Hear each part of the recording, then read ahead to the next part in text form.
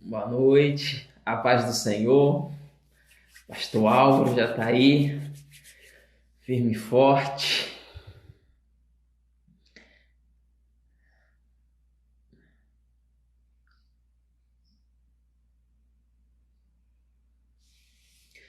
Tá dando para ouvir legal aí?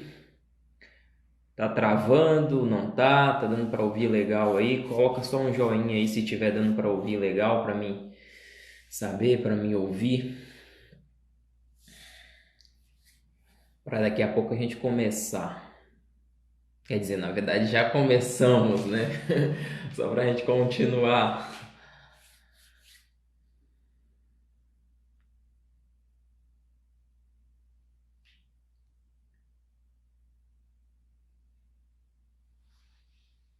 Então tá legal.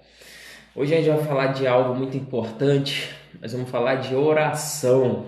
Se a gente está levantando 3 horas da manhã para orar e para compartilhar uma palavra, nada melhor do que a gente falar um pouco sobre oração, sobre o poder da oração, sobre o quanto a oração é importante nas nossas vidas. E eu já quero aproveitar orando. Então, quem já estiver entrando aí, feche os olhos e vamos aproveitar para estar orando, vamos aproveitar para estar falando um pouco com o Senhor. Então vamos fechar os nossos olhos, vamos falar com o Senhor. Senhor meu Deus, muito obrigado, Jesus, muito obrigado por esta madrugada, muito obrigado pela oportunidade de podermos estar aqui nessa madrugada falando com o Senhor. Muito obrigado, Jesus, pelas nossas vidas. Muito obrigado, Pai, pelo Senhor ter sido misericordioso com cada um de nós. Muito obrigado, Pai, porque sabemos que o Senhor até se ira, mas a tua misericórdia dura para sempre. Houve um momento de ira, Pai, sabemos disso, mas a misericórdia do Senhor está vindo sobre as nossas vidas. Eu peço ao Senhor, Pai, por cada pessoa, Pai, que está aqui nessa live, por cada pessoa que vai estar aqui nessa live. Eu peço ao Senhor, Pai, também que o Senhor possa ir de encontro a cada cristão, que o Senhor possa ir de encontro a cada pessoa, que o Senhor possa ir de encontro a cada vida, Pai, porque sabemos que precisamos de Ti. Sabemos que precisamos clamar, sabemos que precisamos interceder, sabemos que precisamos orar pelas pessoas, sabemos que precisamos pedir pelas pessoas para que o Senhor possa vir sobre a vida de cada um, para que o Senhor possa vir de encontro às nossas vidas. Meu Deus, eu peço ao Senhor, Pai, para que o Senhor possa restaurar, Pai, a saúde das pessoas. Eu peço ao Senhor que o Senhor possa restaurar a força das pessoas. E eu peço ao Senhor também, Pai, para que o Senhor possa ajudar, que neste momento cada um possa se voltar mais para o Senhor. Porque sabemos que da mesma forma que tem pessoas se voltando para o Senhor, tem pessoas que neste momento estão se afastando de Ti, Pai. Pessoas que de repente perdeu familiares, que estão dizendo, será que Deus existe? Porque deixou meu familiar ir embora, porque deixou meu familiar acontecer isso, acontecer aquilo, porque pessoas que estão se afastando agora do Senhor por causa da circunstância. E pedimos ao Senhor, Pai, não deixe ninguém se perder neste momento. O Senhor mesmo falou, Pai, que ninguém que vai até o Senhor Jesus, o Senhor lança fora. Então, que neste momento, Pai, agora o Senhor venha ajudar para que ninguém, Pai, ninguém venha se perder nesse momento tão difícil.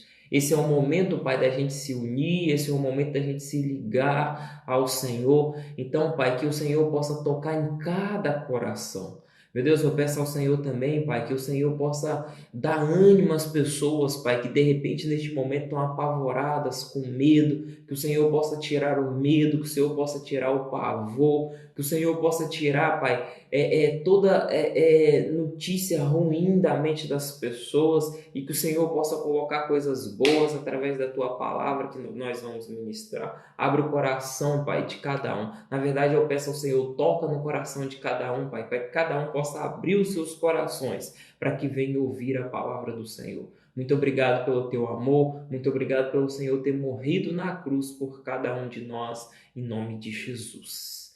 Em nome de Jesus. Gente, hoje eu vou compartilhar uma palavra que fica em Timóteo. Se você tem uma Bíblia aí, abre comigo. Carta de Timóteo, capítulo 2.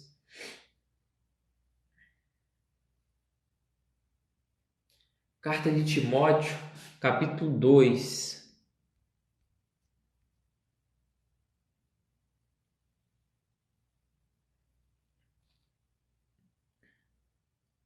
versículo 1.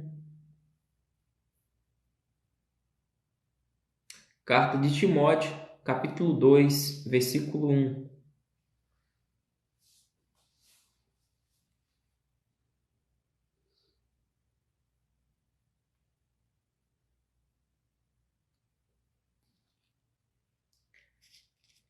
Então vamos ler? Timóteo 2:1. Primeira Timóteo, gente, eu não falei qual que era. É Primeira Timóteo, tá? Primeira Timóteo, capítulo 1, capítulo 2, perdão. Desculpa aí que eu tô meio dormindo ainda.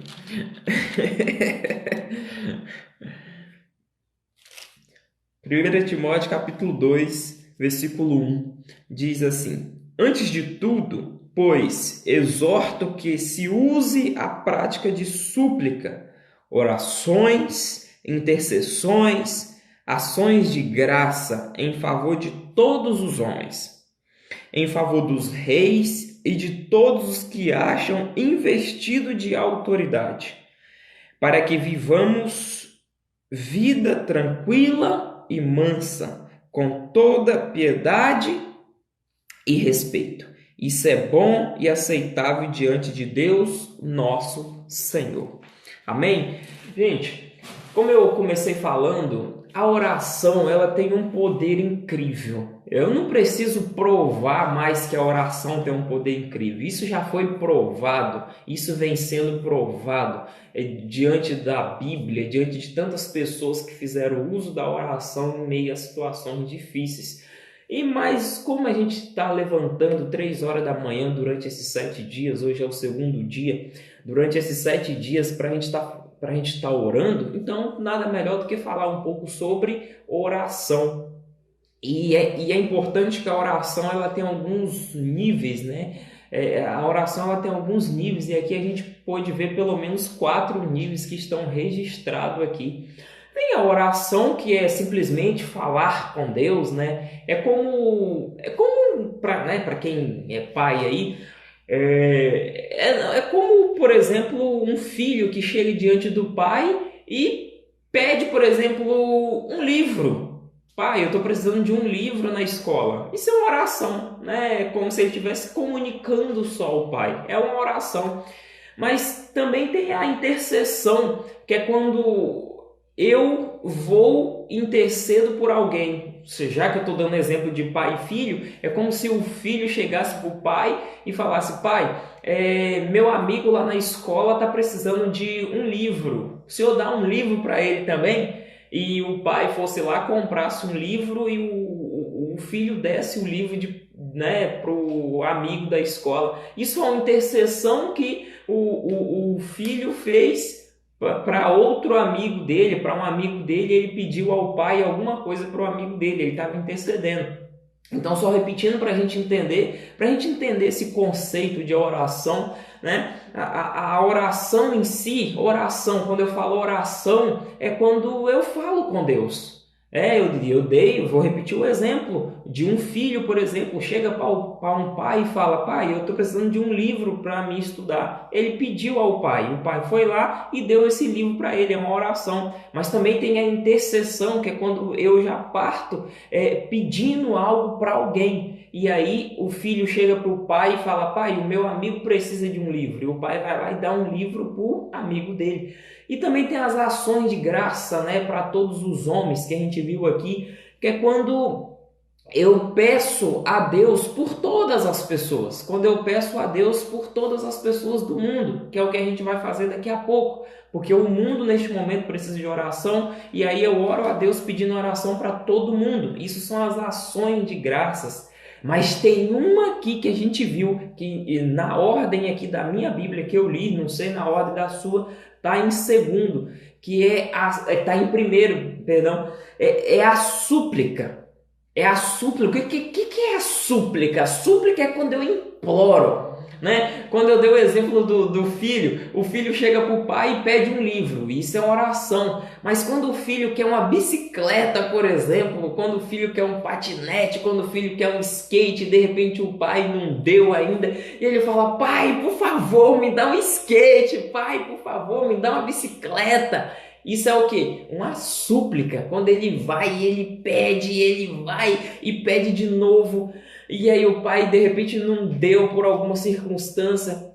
Tô falando o pai físico, né? O pai carnal, de repente o pai carnal não tinha o dinheiro no momento, ou então não era o momento de dar para o filho, e aí às vezes o pai até promete, mas aí daqui a pouco o filho volta de novo e fala: pai, a minha bicicleta, pai, eu quero esse skate para mim andar, e aí ele começa e ele pede. Daqui a pouco, de repente, o filho está fazendo aniversário e o pai chega lá com skate, com a bicicleta, ou sei lá com o que o filho pediu, né? Qualquer coisa que o filho pediu, que o pai quiser dar, e o pai chega lá e entrega aquilo ali pro filho. Isso foi o que? Uma súplica. É quando você implora, é quando você chora, é quando você clama, é quando você não para de clamar. Isso é a súplica.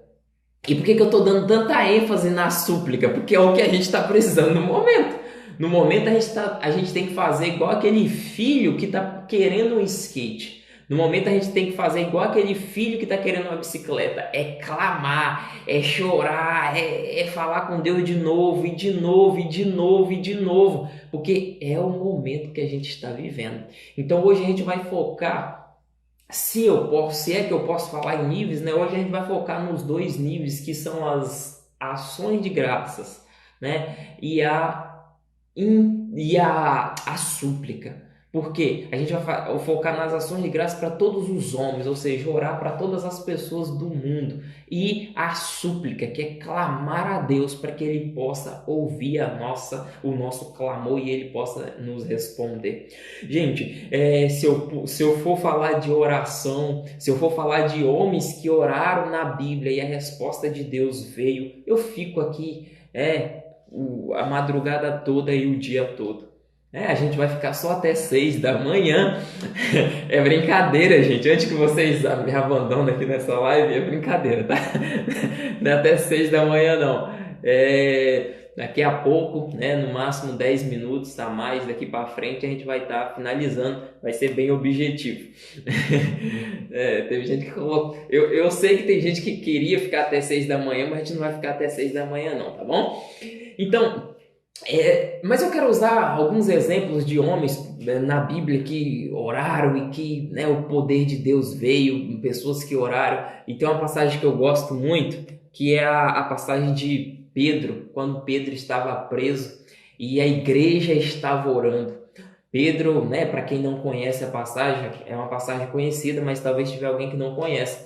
Pedro estava preso porque... eu não conheço quem é Pedro. Pedro foi um homem que viveu nos tempos que Cristo veio aqui nessa terra e foi levantado como apóstolo.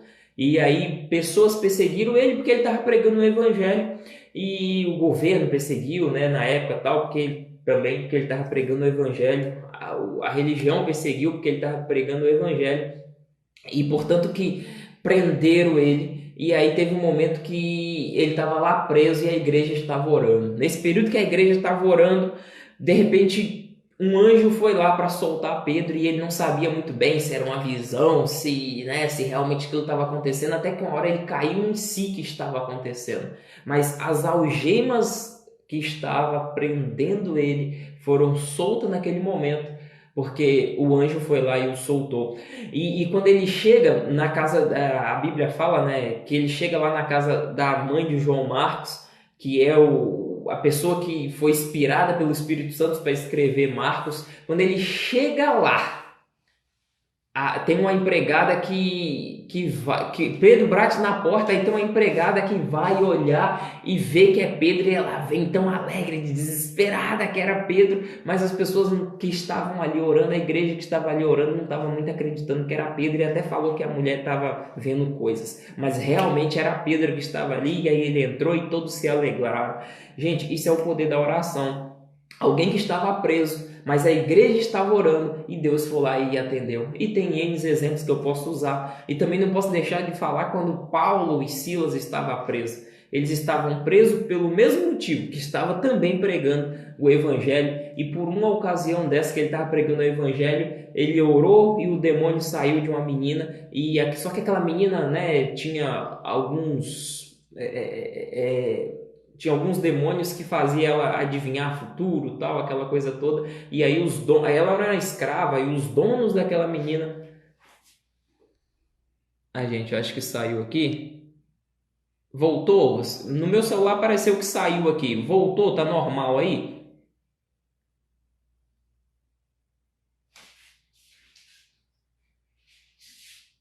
Na tela do meu celular aqui apareceu como tivesse saído.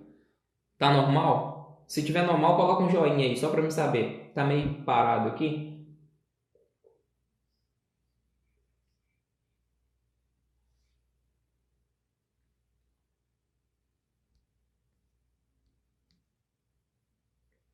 É, parece que tá normal.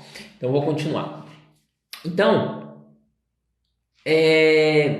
aquela Paulo foi preso por esse motivo e aí os donos daquela menina não estavam mais lucrando e aí o que eles fizeram? Prenderam Paulo, bateram em Paulo, aquela coisa toda, e Paulo ficou preso com Silas.